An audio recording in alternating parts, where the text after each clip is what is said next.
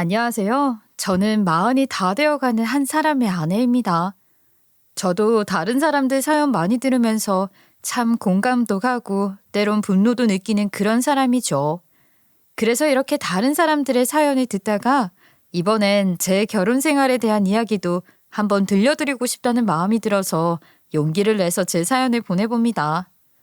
우리나라 대한민국이라는 나라는 말이죠. 정말 어렸을 때부터 부모님에게 지겹게 들으면서 사는 말들이 있어요. 공부 잘해야 똑똑한 사람이 되어야 좋은 대학을 나오고 좋은 직장에 다녀야 노후 편하게 잘 살 수 있다. 이런 말들이죠. 아마 제 사연을 듣고 계신 분들 중에서도 자신도 모르게 자녀분들에게 이런 말을 한 번이라도 한 적이 있다는 청자님들도 있을 겁니다. 물론 이게 나쁘다는 말은 아니에요. 저 역시 어릴 때부터 부모님으로부터 자주 들어온 말이고, 심지어 저와 결혼한 제 남편도 그런 말을 들으면서 자란 사람이니까요. 하지만 지금 결혼하고 안정적인 가정을 이루게 된 뒤에 생각해보니 모든 사람이 좋은 대학과 좋은 직장을 가질 수 있는 건 당연히 불가능한 일이었어요. 그러니 우리는 항상 이런 부담감을 가지고 살았어야 했구나 하는 생각이 들게 되는 거죠. 그런데 말이에요. 이렇게 학벌, 직업으로 차별을 받는 일이 나이가 들어서는 결혼하고도 비슷한 일들을 겪게 만들더라고요. 간단하게 저와 남편의 만남을 한번 들려드리고 본론으로 들어가 볼게요. 저는 저처럼 집에서 많은 부담을, 차별을 받고 자란 남편과 같은 지방에서 대학을 다니다가 알게 된 사이였어요. 왜 대학에 가면 다른 학교나 다른 학과의 사람들끼리 많이 모임도 가지고 그러잖아요? 특히나 저와 친했던 대학 친구가 이런 일을 주선하는데 아주 특출난 사람이었죠. 야, 내일 다른 대학이랑 소개팅 잡혔는데 너도 같이 가자. 아무리 지방 잡대학이다 말하지만 우리도 열심히 공부해서 들어온 대학인데 이렇게 공부만 하다가 허송세월 보낼 순 없잖아. 처음에는 이런 친구의 제안이 부담스러워 한두 번은 거절도 했습니다. 하지만 점점 친구의 이야기를 들으니 그래, 이왕 이렇게 대학도 들어와서 사는데 내 마음대로 살아봐야지 하는 마음이 생기더군요. 항상 집안의 부담 속에서 살다 처음 혼자서 살게 된 지방 생활은 정말이지 제겐 천국과도 같았고요. 전 그렇게 처음 나간 자리에서 남편을 만나게 되었고, 남편 역시 저와 비슷한 상황임을 알고 처음엔 동병상련 느낌으로 친해졌던 것 같아요. 그러다가 함께 학업을 고민하고 취업을 고민하며 자연스레 저희는 가까운 사이가 되었죠. 사실 전 이때까지만 해도 지방에서 공부하고 해도 잘 살 수 있다는 생각을 가진 사람이었어요. 어른들의 말은 전부 그냥 남들 때문에 하는 소리다 하고 말이죠. 사회생활을 아르바이트 말곤 겪어보지 않았으니 어렸던 거죠. 이런 제 생각은 취업 전선에 뛰어들고 난 뒤 180도 바뀌었습니다. 왜 어른들이 아이들에게 그렇게 공부와 학벌에 목을 매면서 살라 하는지 말이죠. 아무리 나라의 정책으로 학벌로 대학의 이름으로 사람을 뽑지 말라고 해도 실상은 그렇지 않더군요. 이 상황은 비단 저에게만 해당되는 것은 아니었어요. 당시 남자친구였던 남편 역시 똑같은 상황이었죠. 그래도 저희는 부지런히 노력해서 자격증도 따고 인턴과 같은 경험도 했지만 그렇다고 대기업의 문을 쉽게 두드리긴 어렵더군요. 우리도 이제 타협할 때가 온 것 같아. 더 이상 시간 보내다가는 좋은 자리마저 남들한테 뺏기겠어. 대기업은 아니라도 좋은 회사 찾아가서 서로 들어가자. 그 다음엔 결혼 준비하는 거야. 어때? 나 이번에 면접 보는 곳 있는데 거기라도 합격되면 가려고. 자기 말처럼 우리 이제 더운 밥 찬 밥 가릴 때 아닌 것 같아. 노력 끝에 남편과 저는 그렇게 각자 전공에 맞는 자리를 찾아 그래도 꽤 인식이 괜찮다고 하는 중견기업에 들어갈 수 있었죠. 저와 남편 모두 공학대학 출신이었기 때문에 전문직으로 들어가서 신입 초봉으로는 조금 높은 연봉을 받으며 다녔고, 저흰 그런 현실에도 만족하면서 잘 살고 있었어요. 이렇게 안정된 직장도 찾았겠다. 쇳불도 단김에 빼자는 생각으로 양가 부모님을 모아 결혼을 입에 담았고, 저흰 진정한 부부로의 첫 발걸음을 내딛게 되었습니다. 하지만 저희 부부의 결혼에 아예 잡음이 없었던 것은 아니었죠. 결혼하기 전에도 자주 왕래하던 시댁에서 조금은 사소한 문제들도 있었거든요. 이 사소한 문제들을 이야기하기 앞서 남편의 가족 구성부터 먼저 알려드려야 할 것 같아요. 남편은 3남매 중 맞이로 밑에 남동생과 여동생을 두고 있었는데 결혼 전부터 말이 나온 쪽은 남동생이었어요. 저한텐 시동생이 되는 남편의 남동생은 저희 부부와는 조금 다른 길을 걷는 사람이었습니다. 좋은 대학에 들어가서 대기업까지 다니는 전형적인 엘리트 코스를 밟은 사람들이었죠. 그러다 보니 우리보다 결혼 준비도 훨씬 먼저 빠르게 할 수 있었던 사람이었고요. 게다가 시동생과 결혼을 앞둔 동서도 다른 대기업을 다니는 자신과 비슷한 사람이라고 가족에게 소개하곤 했어요. 자, 그럼 어디서 말이 나왔느냐? 이 시동생 부부입니다. 눈치 빠르신 분들은 이미 눈치를 채셨겠지만 시동생은 저희가 결혼하기 전부터 항상 우리가 먼저 결혼하면 안 돼? 를 입에 담고 살았던 사람이에요. 이를 안 된다는 말로 일축한 사람은 다름 아닌 시부모님이었고요. 아니, 왜 내가 결혼을 미뤄야 하는데? 내가 도대체 형보다 못한 게 뭔데? 내가 형이라는 이유로 내 결혼까지 기다렸다가 해야 돼? 내가 더 좋은 회사 다니니까 더 빨리 돈 모아서 결혼하겠다는데 왜 자꾸 형 먼저 보내려고 하냐고. 넌 제발 철이라는 것 좀 들어라. 어느 집안에서 장남을 놔두고 차남이 먼저 결혼을 해. 그러면 다른 사람들이 욕부터 한다. 얼마나 장남이 모자랐으면 차남이 결혼을 먼저 하냐고. 그러니 네가 좀 더 기다려. 그래, 네 아빠 말이 맞다. 넌 좋은 회사까지 들어갔으면서 언제까지 그렇게 철없이 굴래. 그 비상한 머리를 왜 이런 데는 써먹지 못하냔 말이야. 우리도 너 결혼하고 싶다는 거 다 알지? 그런데 네 형을 좀 봐라. 어찌되었건 결혼하겠다. 저렇게 아등바등인데 일단 기다려는 줘야지. 그건 자기가 능력이 모자라서 그런 거잖아. 그런데 왜 내가 기다려야 하냐고. 이런 말들을 아주 과감 없이 저와 남편의 앞에서 드러냈던 시동생이었죠. 남편은 그런 시동생에게 많은 상처를 받았어요. 자신이 형보다 못한 게 뭐냐, 자기 능력 부족이다. 이런 말들을 면전에서 들었으니까 말이에요. 저라도 속상했을 겁니다. 시동생만 이렇게 불만이 많았으면 제가 문제라고 생각하지도 않았을 거예요. 항상 저와 남편이 시댁에 가야만 하면 시댁에 얹혀서 살고 있던 시동생은 이런 문제들을 꺼냈고 시부모는 항상 이에 대립하며 맞서곤 했죠. 시부모는 약간 옛날 사람 같은 그런 분들이라 항상 이 의견은 좁혀지지 않았고 결국 저희가 결혼할 때까지 시동생은 자신의 결혼을 미뤄야 했어요. 이런 시동생에겐 미안한 감정도 있었지만 미운 감정도 생기는 건 당연합니다. 그런데 여기서 한술 더 뜨는 사람이 있었어요. 바로 시동생과 결혼할 동서였죠. 동서도 항상 불만이 많았던 것 같아요. 시동생처럼 시부모님 앞에서는 말하지 않았지만 슬쩍 저한테 다가와서 이런 말도 서슴지 않고 했거든요. 이봐요 형님. 아니지. 이런 사석에서는 그냥 당신으로 부를게요. 그리고 우리 동갑이니까 말 나도 상관없지. 네. 사석에서는 뭐 상관없죠. 동서가 편하게 말 놓겠다면 나도 편하게 말할게. 왜 불렀어? 솔직하게 말해서 나도 나이 차고 형님도 나이 찬 거 다 알아. 그런데 왜 능력 좋고 결혼 준비 다 된 우리가 나중에 결혼을 해야 하는지 나한테 이유라도 말해줄래? 그리고 사람이 말이야, 눈치가 있으면 적당히 어머님이랑 아버님 꼬드길 줄도 알았어야지. 내가 이 나이에 결혼하면서 주변 사람들한테 도둑년이라는 말까지 들어야겠어? 아무리 형님 동서의 사이라곤 하지만 말이 좀 이상하네. 그게 왜 내가 설명해야 해? 지금 일이 이렇게 된 게 내 탓이라 이거야? 말이 되는 소리를 해야지. 능력 없는 사람들은 말만 잘한다더니. 둘 중 하나라도 좀 능력이 있었으면 내가 그 말까지 들으면서 결혼은 안 했잖아. 애초에 당신들 결혼하겠다 시간 끈 것만 해도 2년이야, 2년. 나 아직도 그 생각만 하면 속에서 천불이 올라와. 그런 불만은 내가 아니라 어머님 아버님 앞에서 하지 그래? 본인도 직접 못할 말을 왜 나한테 가서 말하라 그러는데. 아주 시부모님 앞에서는 얌전한 척이라는 척은 다 하더니. 뭐? 너 말 다 했니?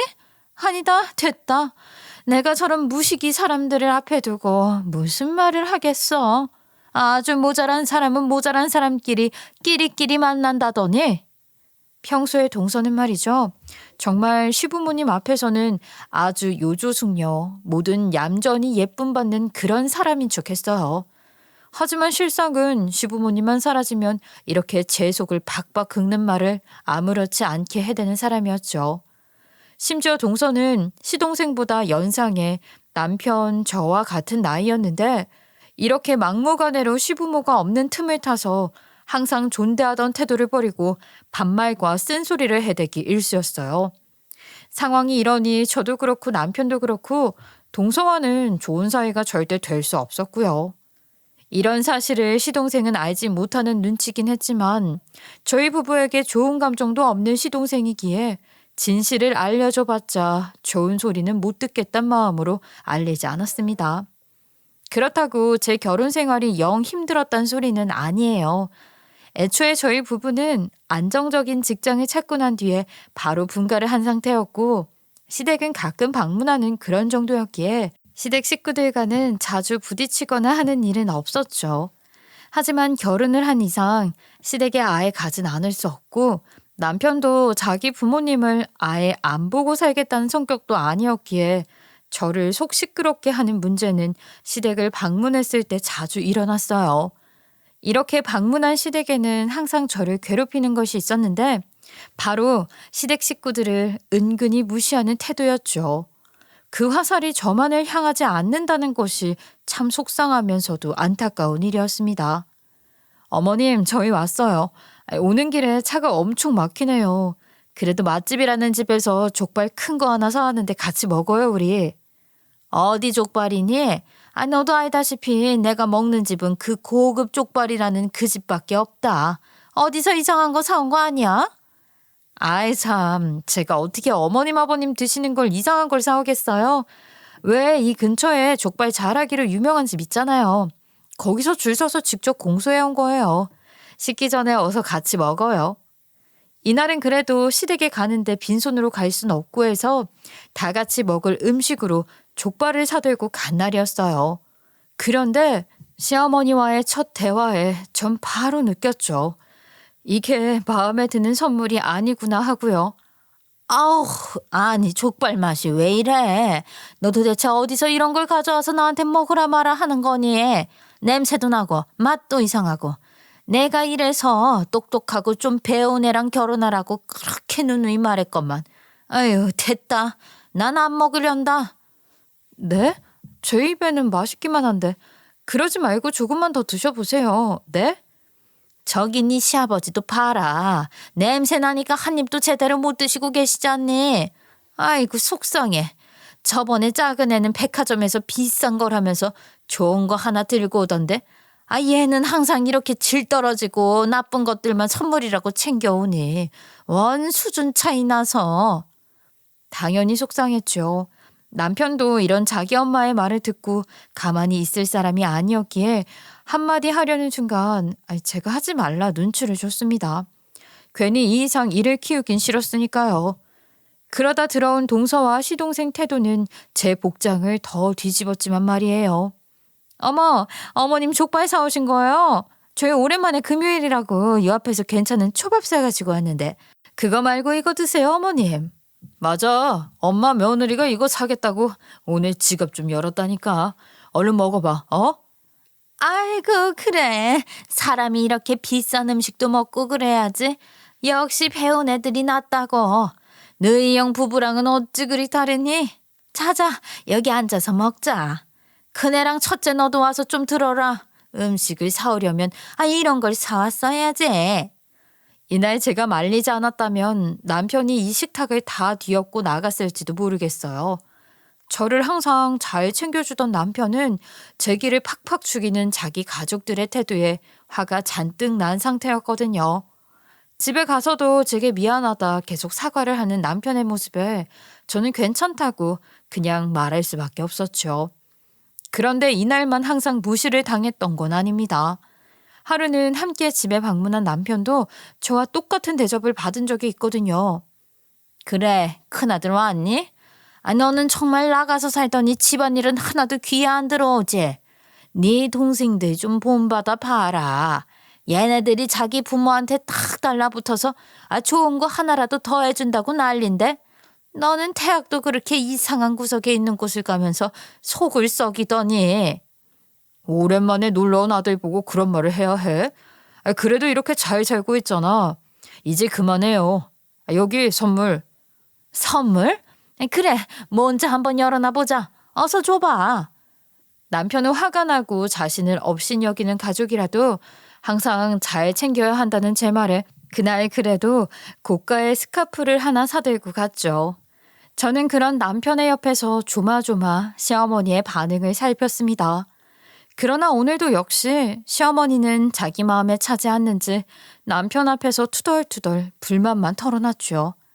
에게, 이게 내 선물이니? 이런 거는 최소 3개는 사와야 뭘 돌려서 쓰든 하지. 네 동생은 엊그제 명품 식기 세트라며 웬 접시들을 잔뜩 선물로 가져오던데. 넌 언제 잘 돼서 엄마한테 그런 선물 안겨줄래? 선물이라는 말에는 반응하면서도 자식들 서로 경쟁시키는 것도 아니고 시어머니는 시동생과 남편을 은근히 좋은 회사도 가지 못한 심지어 돈도 잘 못 벌고 능력 없는 사람이라 은근하게 무시하곤 했어요. 이날 시어머니의 반응으로 남편은 더욱 시댁에 가는 걸 꺼려하기 시작했고요. 이런 시어머니의 태도는 전부 남편, 동생들과 비교하면서부터 시작되었죠. 특히나 남편의 동생들이 모두 좋은 대학을 나오고 심지어 시동생은 대기업까지 다니고 있으니 그걸 빌미로 남편의 속을 아주 박박 긁어댔어요. 결혼 초창기에는 결혼하고도 집에 가자는 소리를 한 번도 안 하는 남편이 이상하다는 생각을 했죠. 그런데 이제는 남편이 왜 그랬는지 그 마음도 알 것 같아요. 어렸을 때와 달리 애초에 지금은 잘 살면 됐다며 공부에는 미련을 버린 제 친정 부모님과는 달리 남편은 아직도 그 굴레에서 벗어나지 못하고 있었으니 말이에요. 얘는 오랜만에 왔으면 엄마한테 좋은 선물이라도 하나 가져와라. 네 동생은 얼마 전에 인센티브 받았다면서 용돈도 두둑이 챙겨주더라. 막내는 이번에 전액 장학금인가 뭔가도 받고. 너는 뭐 그런 거 없니? 뭐라도 하나 좋은 소식을 가져오란 말이야. 시어머니는 항상 남편에게는 좀 더 모진 사람처럼 보이기 일쑤였고 그런 시부모의 태도에 저도 덩달아 남편과 함께 시댁을 방문하는 일이 점점 줄어들고 있었죠. 이런 일은 결혼하고도 3년이 지난 무렵까지도 계속되었습니다. 상황이 이렇다 보니 시동생과 결혼한 동서는 이런 집안의 분위기를 읽고선 이제 아예 대놓고 저희 부부를 무시하는 발언도 많이 하더군요. 아주버님, 이번에 대리 승진했다면서 축하해? 그런데 지금 이 나이에도 과장도 아니고 대리야? 그거 괜찮은 거 맞아? 얼마나 능력이 없었으면 이제서야 대리를 진급한대. 동서, 우리 남편이 대리로 승진한 일 축하해줘서 고맙긴 한데 끝에 그 말 꼭 해야겠어? 그리고 우리 남편 충분히 능력 인정받아서 승진했으니까 관심은 접어줬으면 좋겠어. 어머머, 그래서 연봉은 나보다 더 많이 받긴 해? 나 정말 궁금한 게 너희 둘이 살면서 돈 부족한 일은 없어? 저번에 놀러 가보니까 집도 코딱지만한 곳이던데. 아니, 내가 둘이 살기에 모자라다 말하는 건 아니고. 누나, 그만해. 아무리 그래도 내 형이야. 당신 아주버님 되는 사람이고 사실이 그렇다 하더라도 덮어주고 살 줄 알아야지. 말리는 시누이가 더 밉다더니 남편과 저를 무시하는 동서 옆에서 말리는 척하는 시동생이 더 싫게 느껴지는 건 당연한 일이었죠. 동서는 늘 그렇다 쳐도 이런 식으로 은근히 남편과 제 자존심을 깎아내리는 말을 하는 시동생의 태도에 남편과 저는 이 말을 들었던 그날 저녁 집에서 다짐하듯 서로에게 말했습니다. 내가 당신한테 너무 미안하다. 어떻게 식구들이 하나같이 그놈의 학벌, 대기업 타령인지. 내가 정말 당신한테 미안해.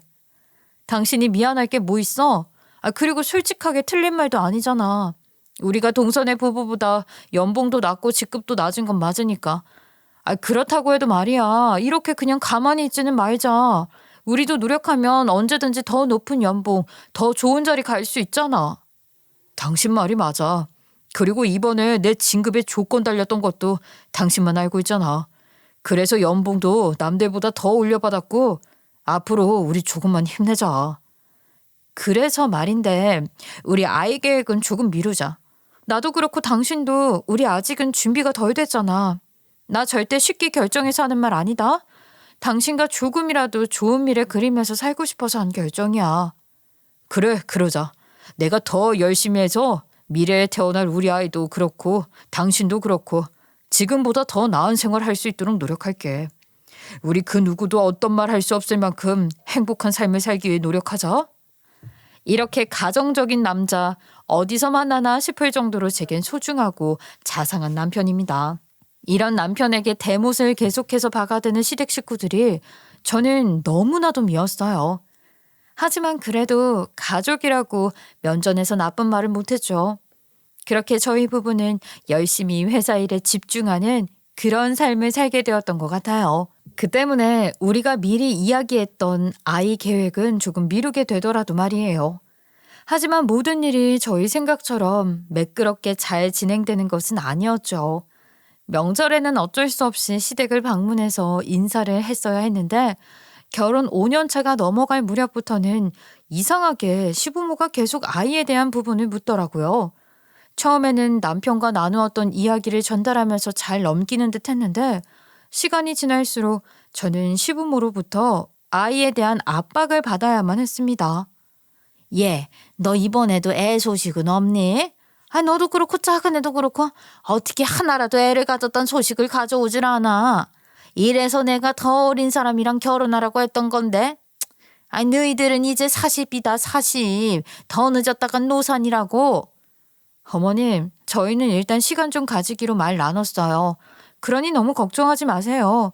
그리고 요즘은 40 넘어서 아이 계획 세우는 분들도 많아요. 그이도 그렇고 저도 그렇고 아직 건강하고요. 그래, 너 잘 말했다. 그네 너는 우리 장남이랑 결혼하고 가문 망하게 만들 생각이야? 지금 건강하다고 다냐? 아기가 생기라 하면 생기는 그런 거게? 그러면 시험관이니 불임이니 그런 건 왜 있겠어? 그러니 오늘부터라도 계획 세워라. 내 말 알아듣지? 시어머니고 시아버지고 할 거 없이 갑자기 이렇게 절 몰아세우니 당황스럽더라고요. 부부 사이에서 다 이야기된 사항이라 말을 해도 이 둘에겐 먹히질 않았죠. 아니, 무슨 새해 첫날부터 그렇게 애를 몰아가요. 내 아내가 무슨 애 낳는 기계야? 그리고 우리 둘이 잘 이야기해서 계획을 좀 미뤘다고 말했잖아요.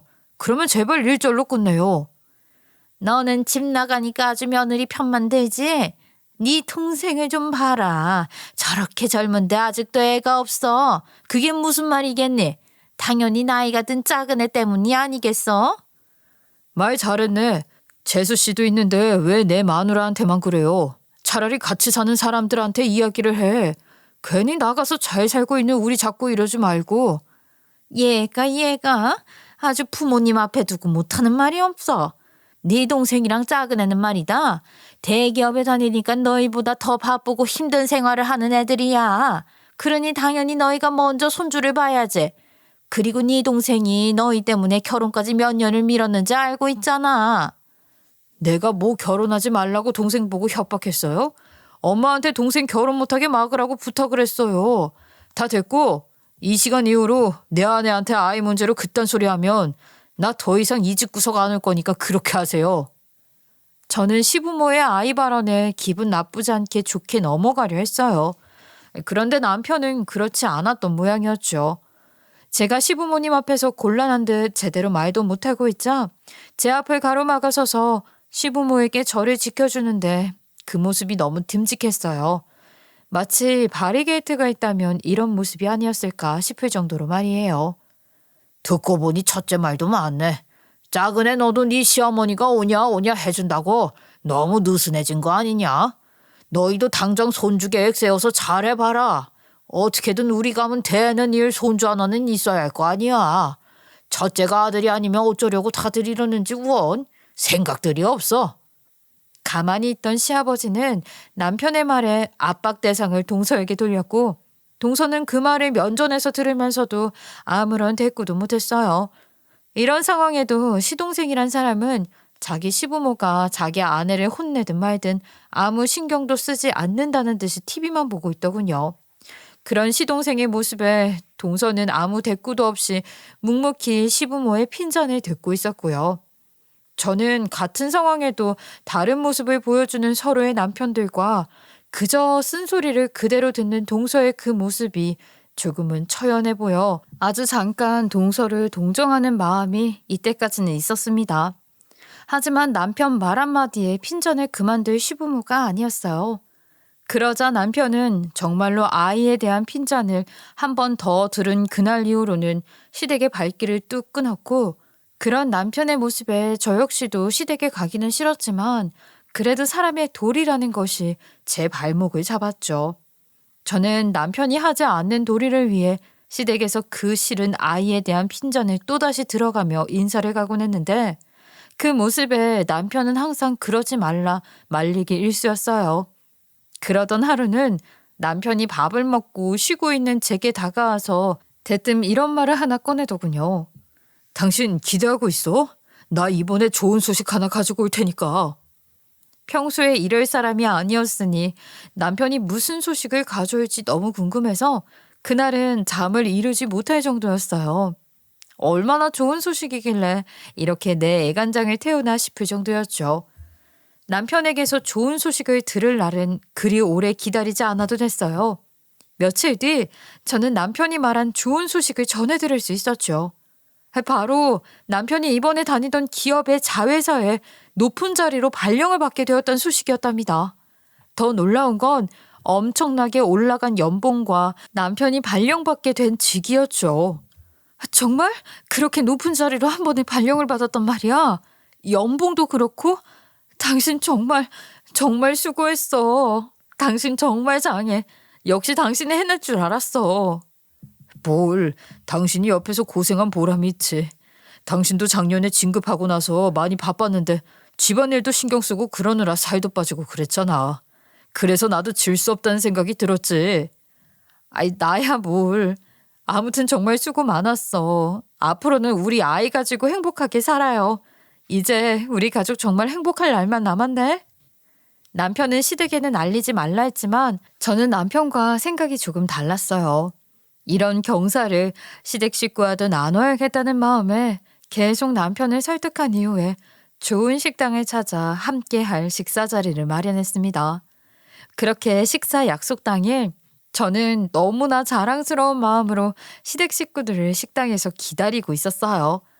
남편은 자기 가족인데도 불구하고 이렇게 만나서 밥을 먹는다는 사실을 좋게 생각하지만은 않았지만 그래도 전 핏줄은 천륜이라는데 잘 지내보자 하며 그런 남편을 다독였죠. 기다리며 어찌나 제 마음이 조마조마했는지 모릅니다. 사실 여기에는 남편도 모르는 저만의 작은 속내가 숨어 있었어요.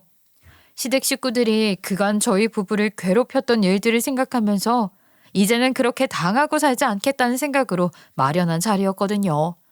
평소에는 잘 오지도 못할 좋은 식당 예약은 물론 이번 식사에서 시킨 음식들 가격 역시도 이전과 같지 않았어요. 대기업 연봉을 받는 사람이라도 마음을 먹고 예약을 해야 하는 그런 자리였죠. 특히나 시댁의 경우 삼남매 동서 시부모 저 해서 벌써 사람 입수만 해도 7명이었으니까요. 정말 만만치 않았죠. 그래서 이 자리는 한마디로 앞으로 저희 부부를 무시하지 말라는 의미를 가진 자리이기도 한 것입니다. 시간이 좀 흘렀을까? 시댁 식구 누구 하나 빠짐없이 예약한 식당으로 모였고 저는 식사를 시작하기 전에 그들에게 말했죠. 다들 이번에 깜짝 놀라셨을 것 같아서 말합니다. 사실 우리 그이가 이번에 승진해서 좋은 자리에 발령받게 되었어요. 그래서 이런 자리를 마련했고요. 다들 맛있는 식사 즐기시고 우리 자랑스러운 남편에게 좋은 덕담 한마디씩 부탁드려요. 역시 내 아들이구나. 그래도 이런 좋은 식당 부담스럽진 않았니? 대기업도 아니고 좋은 자리라고 해봤자 연봉이 그리 많진 않을 텐데. 무슨 소리세요, 어머님? 저희 그이 이 정도는 이제 가뿐히 버는 그런 사람입니다. 앞으로는 그이 잘 대해주셨으면 좋겠네요. 예전 시댁 식구들이 저와 남편에게 하듯이 은근한 기분이 느껴지게 만드는 경고의 말이었죠. 눈치가 빠른 시어머니는 그런 분위기를 느꼈는지 제 말 이후 아무런 말도 하지 않고 묵묵히 식사를 했어요. 하지만 모두가 눈치가 빠른 것은 아니었습니다. 그런데 아이는 어떡할 거냐? 예전에 너희가 자리만 잘 잡으면 아이 낳는다고 하지 않았나? 이제 너도 그렇고 쟤도 그렇고 안정적인 가정을 이루어야지. 그건 우리가 알아서 할 문제 같은데요, 아버지. 안 그래도 이 사람이랑 앞으로 어떻게 할지 이야기는 다 해뒀습니다. 분위기 더 불편하게 만들지 말고 식사하시죠. 남편은 평소와 달리 자기가 기분이 나쁘다는 사실을 과감 없이 드러냈고 전 그런 남편을 보면서 평소와 같이 말리지 않았어요. 저희 부부의 이런 태도에 시댁 식구들의 반응은 다들 어딘가 떨떠름하고 시큰둥해 보이더군요. 당연할지도 모르겠네요. 그들은 속으로 대기업도 아닌데 뭐 대단하겠냐 싶었을 테니까요. 그렇게 식사가 거의 끝나고 후식을 먹을 무렵이었죠. 갑자기 동서가 큰 소리로 이런 말을 하기 시작했습니다. 그런데 나는 대기업 임원이니 이런 자리 마련해도 이상하지 않다 쳐도 아주버님은 진급했다고 해도 이제 과장 아닌가? 저번에 대리였으니까. 아유, 우리 나이가 몇인데 만년 과장 달겠어. 동서의 말을 듣던 시댁 식구는 저마다 웃음을 찾는 듯한 모습을 보였죠. 전 이런 자리에서도 남편을 깎아내리려는 동서의 태도에 화가 나서 그만 동서의 뺨을 세게 내리치고 말았습니다. 네가 뭔데 우리 남편이 잘난 내 만에 입을 대. 우리 남편이 잘 나가는 게 그렇게 웃을 일이냐? 어머, 지금 네가 나를 쳤어? 그래, 이제 보니 탁 네 수준 알겠다. 그간 내가 수준이 안 맞아서 말도 섞기 싫었는데 이 기회에 나도 할 말 하자. 너랑 아주버님은 뭐가 그렇게 잘나서 이러는데? 동서, 정말 능력도 없나 보다. 그 잘난 능력으로 추리 한번 해보라고. 어때? 지금 상황 파악이 잘 안 되지. 우리 남편, 너네 회사 사장으로 발령받은 거야. 즉 내 남편이 네 목숨줄 붙잡고 있는 사람이다 이거야. 너 지금 대기업 안 다니고 있잖아. 제 폭탄 발언에 깜짝 놀란 것은 동서뿐만이 아니었어요. 그 자리에 있는 시댁 식구 모두가 놀란 눈으로 동서를 바라봤죠. 그러자 동서는 눈을 뿌라리며 제게 소리치더군요. 너 뚫린 입이라고 단 줄 알아? 어디서 그런 거짓말을 해. 내가 잘 다니던 회사를 그만두긴 뭘 그만뒀다고. 거짓말은 네가 하고 있겠지 동서. 손바닥으로 하늘 가리면 있던 사실이 바뀌나? 그리고 호칭 똑바로 해. 내가 당신 형님인 거 벌써 잊었어? 사실 동서는 이미 대기업에서 잘린 지 오래였어요. 그래도 일은 해야 하고 먹고 살 수 있으니 어떻게든 일을 구한 게 바로 제 남편이 이번에 발령받은 회사였고 그마저도 이전에 임원이었던 경력을 잘 쳐줘서 본인 입으로 말했던 과장 자리에 앉게 된 거죠. 동서는 제 말이 끝나자 초조한 듯 어디론가 다급하게 전화를 걸었는데 이번에 승진한 남편이 가게 될 회사 동료였던 것 같아요. 조용히 뭔가 물어보는 듯한 동서의 태도에 모두가 집중을 했고 동서는 원하는 답변을 듣지 못했는지 전화를 걸기 전보다 더 초조하게 전화를 끊고 기다리기만 하더군요. 그 정적은 지금 생각해도 속이 시원할 정도였어요. 동서가 이런 행동을 하자 시댁 식구들 모두 한마디씩 시작했죠. 당신 나한테도 지금까지 속였어? 어제까지만 해도 회사 일이 힘들다고 나한테 그러지 않았냐고. 아유, 어떻게 이런 중대한 사항을 속일 수 있어? 너 똑바로 지금 이 앞에서 탄말해라. 뭐? 대기업에서 잘려? 어떻게 하면 대기업에서 잘릴 수 있냐? 당장 어떻게 됐는지 다 말해. 하지만 동서는 참 뻔뻔한 사람이더군요. 동서는 시댁 식구들이 그러거나 말았거나 손톱을 물어뜯으며 전화기만 바라보고 있었어요. 그런 동서의 태도에 화가 단단히 난 것은 저희 부부가 아닌 시댁 식구들이었죠. 사실 이렇게 동서의 이야기를 알게 된 것은 정말 우연한 기회였습니다. 제 전공은 서울에 거의 대부분의 회사들이 모여 있어서 가끔 동창회를 서울에서 하면 정말 많은 사람들이 모였거든요. 그 중에 한 명이 이전 동서가 다니던 회사 사람이었는데 거기에 더해서 동서 밑에서 일하던 부하 직원이었던 거예요. 야, 우리 위에 있는 임원이라는 사람 얼마나 무능력한지 아냐? 진짜 내가 살다 그런 히스테리까지 참으면서 일해야 하나 싶었다니까. 팀장이 그러는데 일은 우리가 쎄빠지게 다 하고 딱 공로만 챙겨서 올라간 임원 자리란다. 팀장이 얼마나 일을 아득바득 알던지. 아, 그래? 높은 자리라고 해서 다 능력 좋은 건 아니지. 그래서 요즘 일이 많이 바쁜가 봐. 말도 마라. 그런데 그 임원이라는 사람은 맨날 뭐 놀러만 다니고. 그래서 말이야, 이건 비밀인데 우리 팀장이 그 임원이라는 사람 고발을 했다 하더라고. 그래서 이번에 잘리게 됐다니까. 이름하야 주하영 임원이 말이야. 전 이때 동창의 입에서 듣는 그 익숙한 이름에 놀라고 말았죠. 세상이 참 좁다더니 동창의 입에서 나온 그 이름은 제 동서의 이름이었기 때문이에요. 처음에는 그저 동서 회사 사람의 이야기라 흘려듣고만 있었는데 마지막에 동창의 입에서 나온 이름엔 정말 놀랄 노자였죠. 주하영 임원? 잘렸단 말이야? 회사에서 아주? 어쩌다가? 너 지금까지 내 말 뭘로 들었냐? 매일같이 놀기만 하고 능력도 없는 주제에 남의 프로젝트나 뺏으면서 다녔으니 원한이 얼마나 많았겠어. 이번 기회에 다 들통난 거지 뭐. 게다가 나중에 듣기로는 재취업 준비했는데 괜찮은 회사는 다 컷해서 어디 자회사 과장 자리로 갔다더라고. 아주 그 말 듣고 속이 후련했다니까. 동서는 본인이 했던 말과는 정반대로 능력도 부족하고 어떻게 그 자리까지 올랐는지도 신기하다는 말을 주변에서 많이 들었다고 해요. 그런 동서였으니 이번에 잘린 회사에서 제대로 된 경력을 쌓지 못한 것도 사실이었을 겁니다. 그러다 우연히 발령받은 회사 정보를 훑어보던 남편의 눈에 동서의 이름이 들어오게 되었고 그 자회사라는 곳이 그곳이구나 알게 되었던 거죠. 아무튼 이렇게 동서의 현재 상황을 알게 된 저희 부부는 처음엔 이렇게 동서의 비밀을 알릴 생각은 없었어요. 하지만 제가 너무 화가 난 바람에 내뱉고 만 거죠. 동서가 전화를 한 지 한 10분 정도 지났을까요? 띠리링 하는 소리와 함께 핸드폰이 울렸고 그 전화를 받은 동서의 안색은 파랗게 질려갔습니다. 뭐래? 전화를 받았으면 이제 우리한테 설명을 해줘야 할 거 아니야? 시동생의 말에도 동서는 끝까지 입을 열지 못했어요. 그런 동서를 향해 남편은 말했죠. 어디 재수씨 솜씨 이제 잘 좀 구경하겠습니다. 지금까지 자기가 그렇게 잘났다고 말하고 다니셨죠? 앞으로 어떻게 일하는지 내 두 눈 크게 뜨고 똑똑히 지켜보고 있을 테니 그렇게 하세요. 저와 남편은 동서를 보며 코웃음을 치고 그대로 시댁 식구들보다 먼저 자리를 뜨려고 했어요.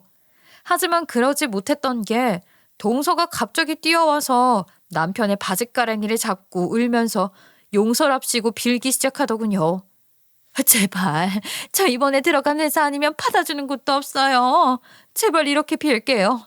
지금까지 내가 전부 잘못했고 나 정말 능력 부족한 사람도 맞아요. 그러니까 회사에는 제발 아무 이야기도 하지 말아주세요. 예? 글쎄 그건 앞으로 재수씨 하기 나름이라니까.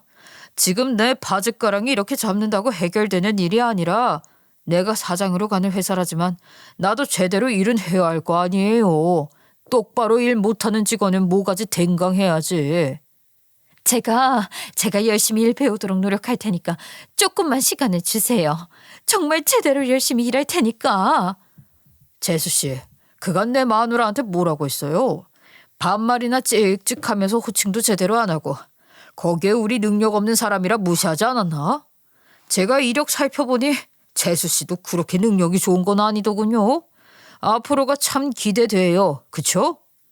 저는 동서를 용서하지 않는 남편을 굳이 말리지 않았어요.